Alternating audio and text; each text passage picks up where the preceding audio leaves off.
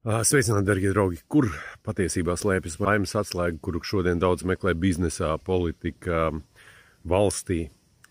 Šī laimes atslēga slēpjas cieņā pret vecumu. Šī laimes atslēga slēpjas apziņā, ka veco ļaužu pansionāti ir patoloģija. Nevelti pirmie 3 baušļi ir par Dievu un 4. ir par vecākiem.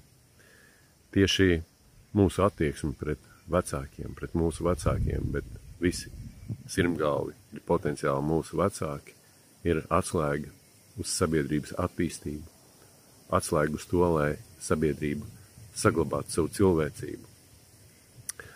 Lai tā saglabātu savu spēju izpalīdzēt viens otram, laipnību vienam pret otru, spēju saredzēt otrā cilvēkā savu otru es, otru mani, un saredzēt otrā cilvēkā Dieva atspulgu.